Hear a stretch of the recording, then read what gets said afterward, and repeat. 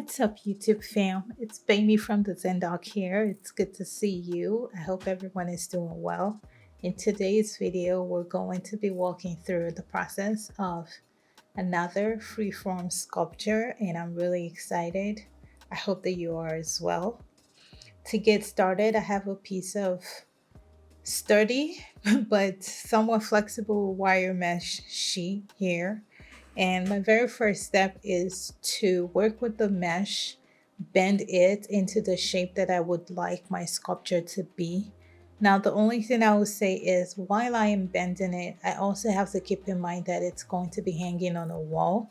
And so just take into consideration that somewhere at the back, you still have to attach hanging hardware and think through how you want it to sit on the wall. And so that might just mean, personally, I like to work with it laying flat on the table and check time to time, from all angles, how will this sit? And it helps that it's on a flat surface, so I can always test it that way.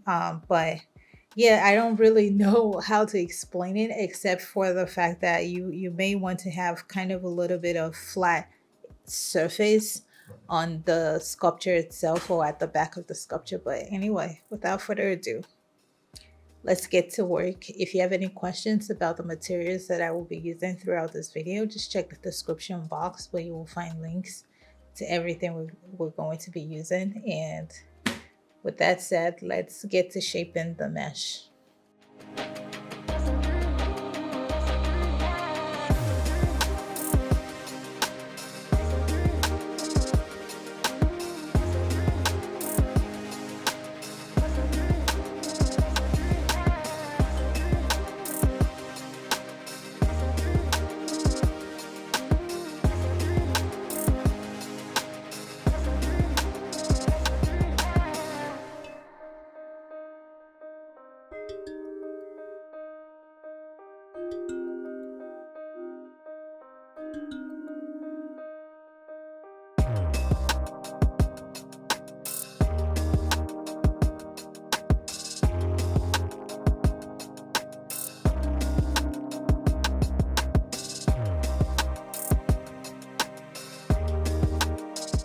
I have got the shape for my sculpture ready.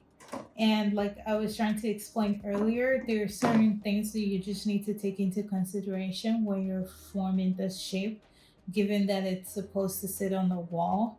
And so when you're sculpting, I like to sculpt in a way that hides the hanging hardware in the back, which I tend to do by putting curves at the edges, which kind of like fold in and hide what I want to hide. This area right here is primarily where the hanging hardware will sit. So it's almost pretty flat, but I also have a small area over here, which I'm keeping in mind. Right now, the next step is to cover this piece of wire mesh with a layer of plaster bandages, which I have over here. I will be doing this by just cutting strips of the plaster bandage, laying it over the mesh, and going over with a wet brush. And once that's all set, I will move on to the next step, which would be applying a thick joint compound mixture. I like to use thick when I'm starting off because I realize that working with this piece, if I don't use something thick initially, I might run into trouble later on if I switch too early to the other side. I don't want to talk too much and confuse you, but I also want to give enough information so that you're not making mistakes that I've made in the past. And to explain this a little bit, what I'm trying to say is, say for example, I add a thin layer of joint compound paste over on this side, and then I flip it over and work on the back side.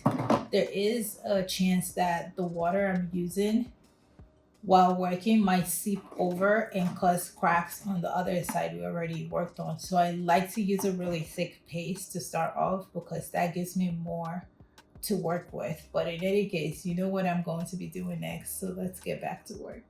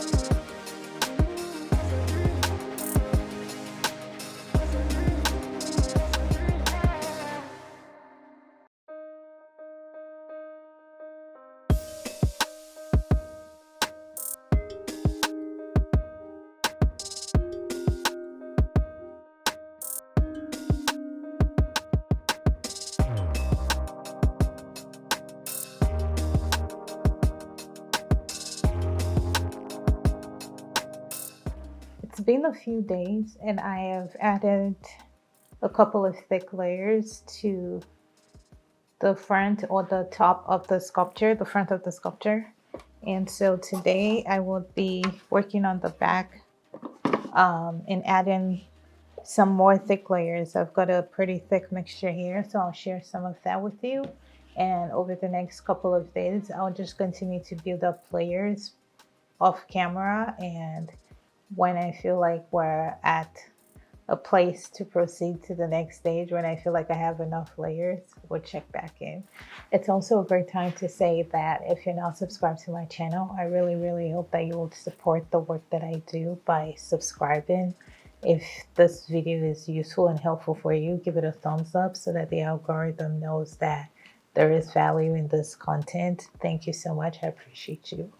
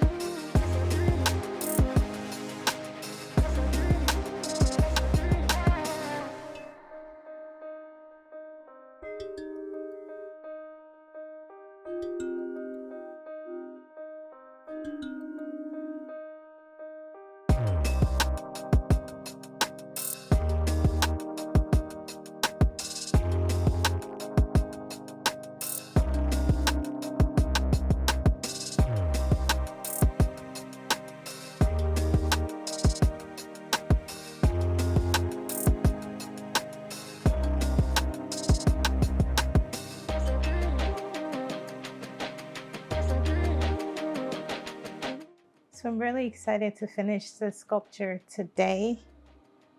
I did go over it and fill in any areas that I wasn't happy with. And after that, I also went over with one coat of primer, and that's because I will be painting this in a metallic color with an alcoholic ink. And if you're going to be using any alcoholic ink of any kind, I just highly, highly recommend that you prime it first so that the pigment stays on top of the sculpture as opposed to sinking in. You might be able to get away without priming if you're planning to use acrylic, which is a lot thicker, but keep that in mind. Anyway, it's been primed, and so today what I will be doing is attaching the hanging hardware.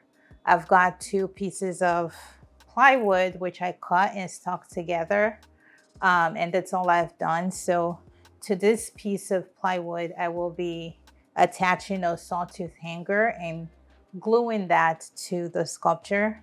And I will also be painting this sculpture in the color tin plate chrome. If you're wondering about any of the materials, take a look at the description box. It will all be linked there.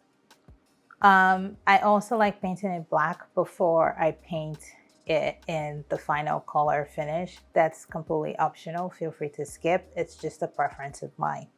I can't wait to finish this piece today and share the full reveal with you. And without further ado, let's get to painting.